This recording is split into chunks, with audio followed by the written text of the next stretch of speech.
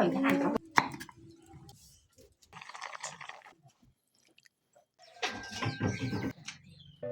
อย่าลืมกดไลค์กดแชร์และกดติดตามเด้อพี่น้อง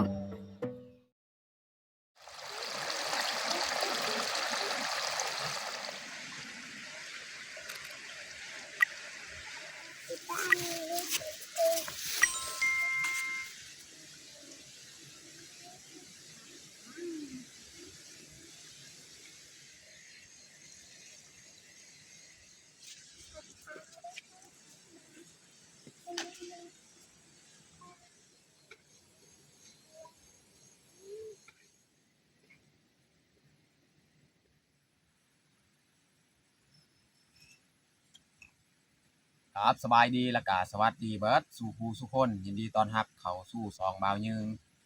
มื้อนี้ก็พาลูกพาเมียเข้าให้คือเรา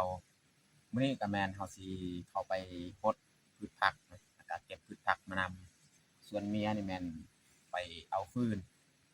ตัดเอาฟืนเนาะแถวเทิงหั้นเนาะเพราะว่าตักผ้านี่เฮาก็ถือซอง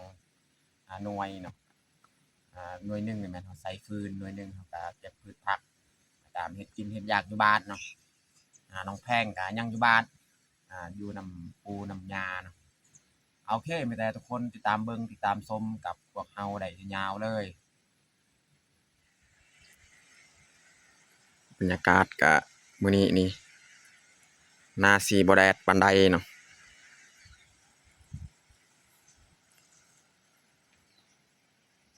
มีแต่เฮาสิพาน้องพลอยไปหดผักไปน้องพลอยเอาบัวหั่นไปหดน้ำหั่นไปหดน้ำใส่ส่วนผักของเฮา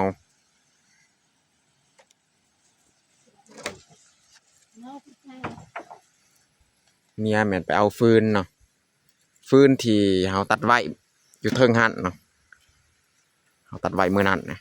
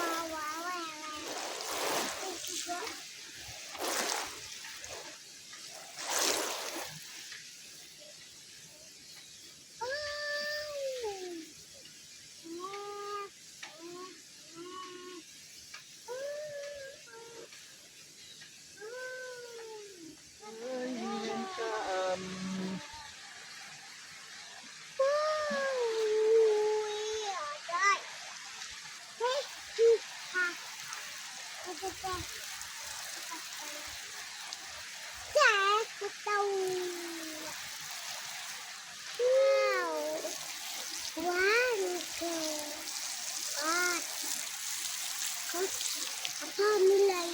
มาจะเจอว้าวว้าว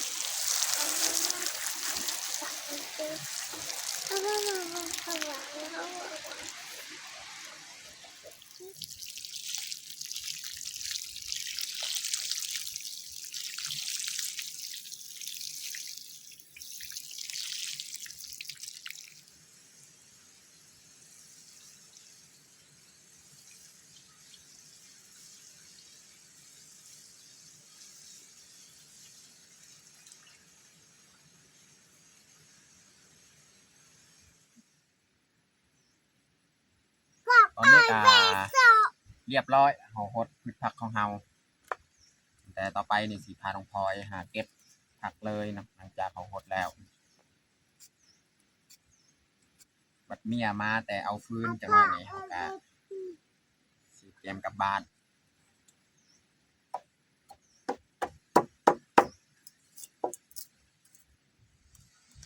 วันนี้สีพาน้องพลอยหาเก็บพืชผักเลย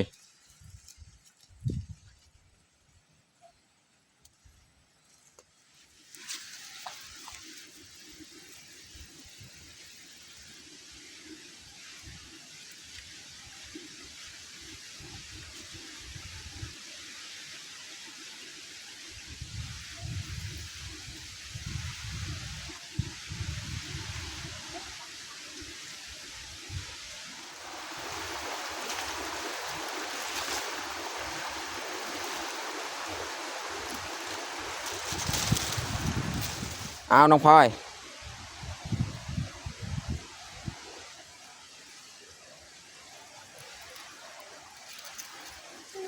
ไปกลับ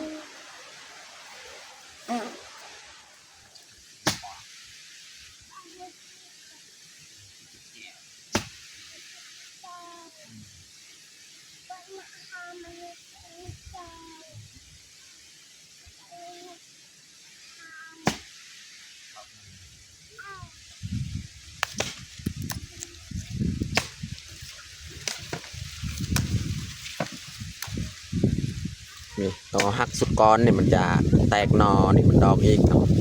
เอาหักเอาเลยตัวนี้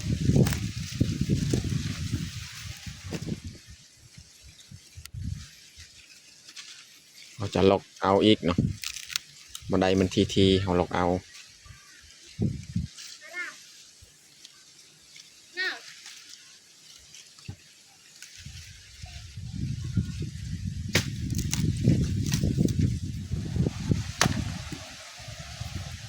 เมียจะ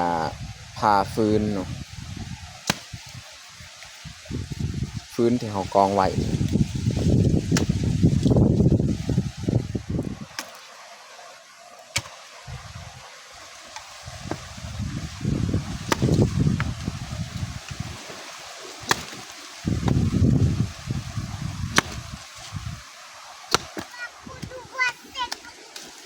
อันนี้เมียจะคุดนานพักบนนี้แหละแล้วคอยสิเข้าไปปลาพุ่นเนาะคอยสิไปหาหนอวายยอดวายเนาะแถวหันให้ลูกกับเมียขุดนานพักอยู่นี่แหละเขาเก็บพืชผักบางเกียก็เรียบร้อยเนาะเก็บยอดมาบวบผักกาดเนาะแล้วก็สิไปซอกเบิงแถวหันเนาะน่าจะมีเนาะยอดวาย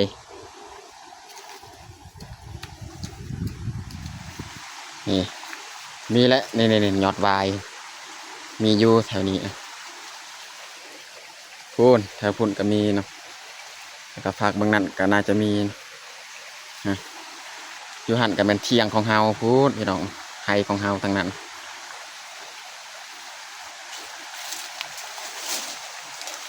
นี่ยอดวาย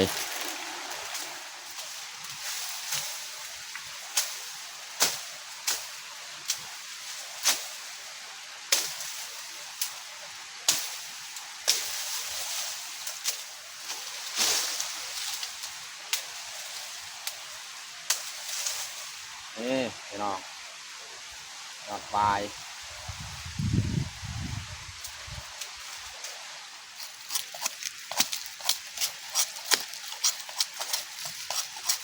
น้ำมันลายขนาดพี่น้อง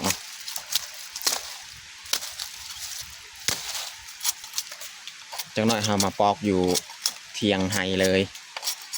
นี่เราจะเอาแบบนี้แหละ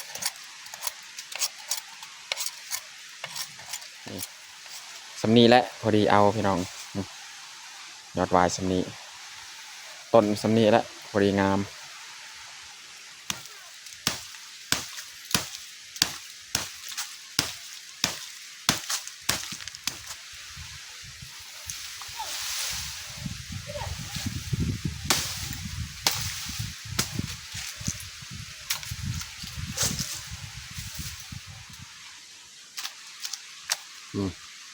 ได้4-5 หนอแหละก็มียังอยู่หนอตัวน้อยๆแถวหันแต่ว่าพอแล้วเอาซ้ำพอดีเอามาแกงนะหาหนอหาล อันนี้เมียขุดแล้วแหละนานนึงนะนานน้อยๆเขาจะเอาต้นมะงานี่มากองไว้แล้วก็จูดเลยนี่เมียจะเริ่มจูดเพราะว่าต้นมะงาที่เขาสั่นไว้มื้อนั่นแหละมันแห้งดีก็เลยเอาตัวนี้แหละมาจูดเลย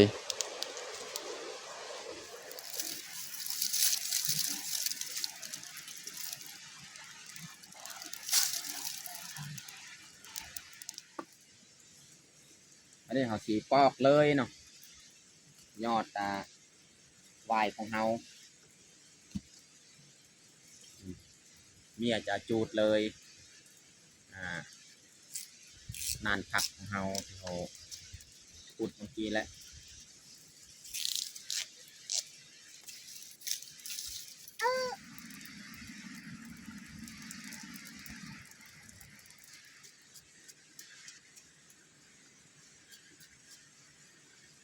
ตัวมือไม่วิ่งเจอแล้วตัวมือ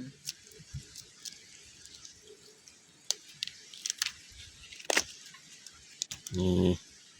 วิธีปอกง่ายๆพี่น้องนี่อ่อนๆตัวนี้นะ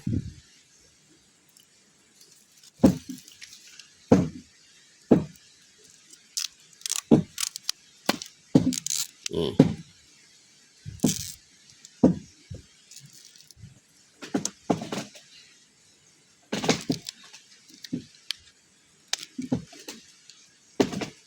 สำไรมันอ่อนเขาก็หักเลยเนาะตัวนี้เขาก็กินได้มันอ่อนอะไรบนนี้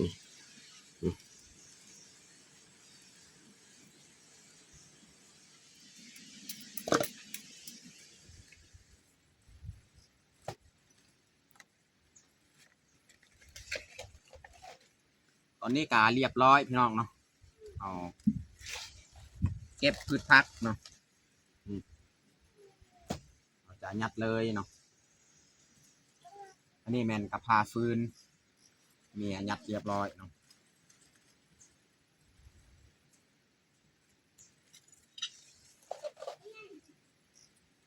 ส่วนเมียกับ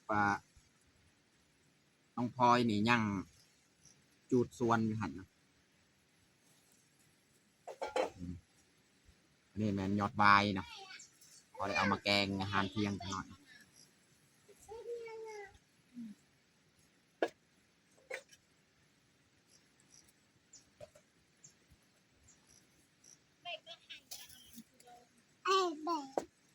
เราทำไมแบกเราตัวดาดังใช่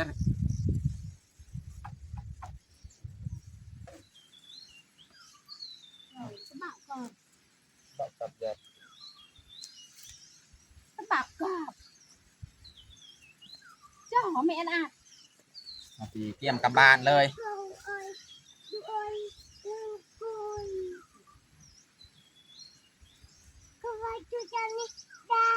ไปเมื่อน้องพลอย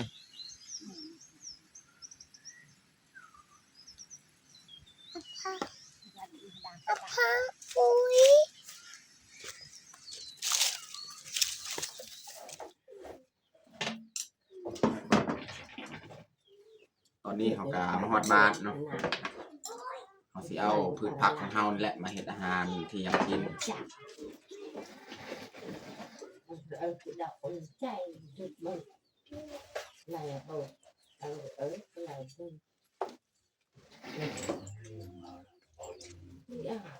ยังไหลเพิ่น anh ơi anh ơi โอ้สามคนเซิงลาสาม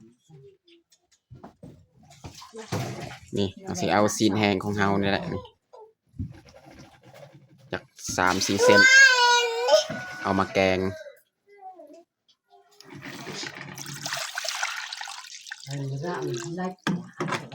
Hey, sorry, sorry. Này anh đang bao này còn sorry. ประมาณนี้แหละเอา Ôi, mình bao เดือนนี้ này เอาไว้ này. Cứ thọ. Mọi người cái này cũng nhàng đằng chạy đầu. Mà nhà đi dòng thì nó mà. ไปดอกก็จะเฮ็ดเล็ก เฮ้ยโฟนโยนมันนะ Ăn. โยนมันนะจ้า ไม่เยอะก็bìnhตอนนี้คนขันก็bình nàyขันnó màu thì ไอ้ที่อัดมาดอกกัน nào เยื่ออันนี้ตรงนี้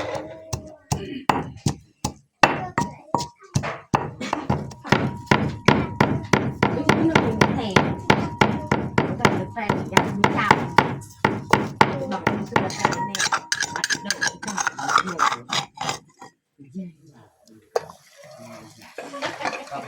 จะใส่มักพริกกระเทียมตำแทน ngoài ai lấy cho anh ใส่หัวสิไข่ tao là đầu cả một แล้ว nhiều ก็เอาซีนของเฮานี่ลงเลยซีนแห้ง ยิงเสร็จบูทั้งโลก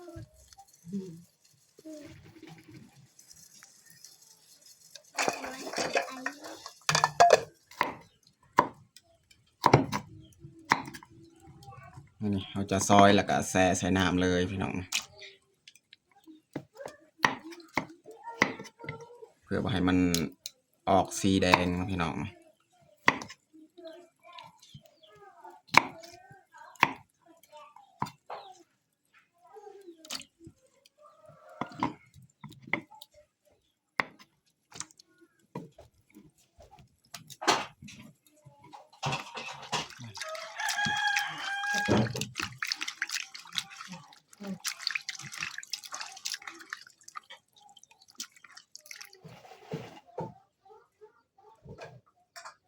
ไม่ได้เราจะใส่เลยเนาะ thấy cái dân nào cái đang chọn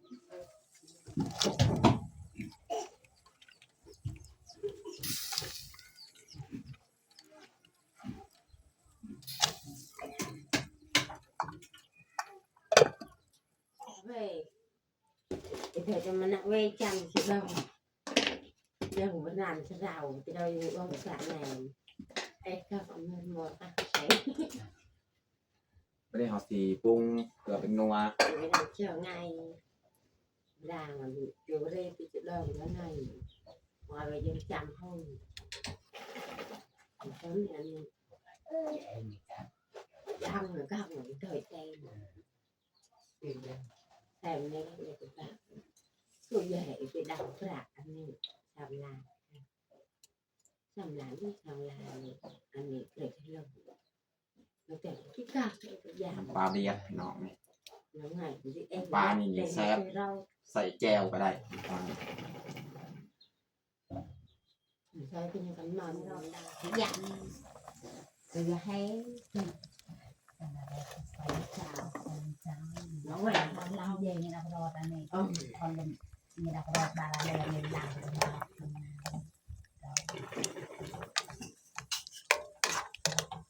này เขาหลังเป้มันดอก ก็ไป cả วันนี้เราจะใส่ผักของเฮาเลย cái kiểu cái sao thế thì มาตาแต่มาบอกไอ้ตัวโตไม่เห็นนะไอ้ถูกก็จำกูไม่ตัวโตไปแล้วกูเห็นตากูตาไง ตอนนี้ก็สุกเรียบร้อยแล้วแกงของเฮา phải được sao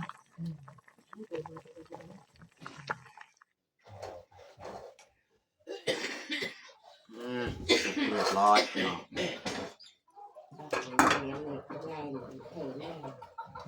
nó bảo phải giảm cái này rồi cái đó về là hai mươi trả và bị trả tự dăm luôn ấy để ở đây nào chăng sạch rồi bây giờ quả dầu ở dài giảm ép nàyแบบกะปะเลยมาเอาเนี้ยมาเตะปะแบบมันนี้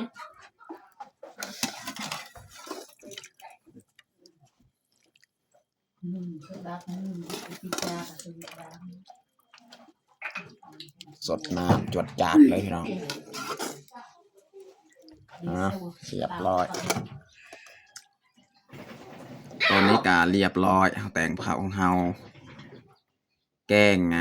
ยอดวายใส่ผักกาดแล้วก็ใส่ซีนแห้งเนาะแล้วก็แจวนี่ถ้าว่าเฮ็ดแกงแบบนี้ต้องมีแจวเนาะสำหรับอาหารเที่ยงของเฮาก็เบิดสำนี้แหละพี่น้องตอนนี้ก็เรียบร้อยเฮาแต่งเผาของเฮาแล้วก็เฮา เขาจะลงมือกินข้าวเที่ยงเลยเอามาทุกคนมากินข้าวเที่ยงนำกันมื้อนี้มีทั้งข้าวเหนียวแล้วก็ข้าวเจ้าไอ้รสแรง ถ้าเอาทำมันจะพลัดก่อนจังมันนะกูตั้งนั่นเอาเลยนั่นไร น้องพลอยนี่ไปเล่นแล้ว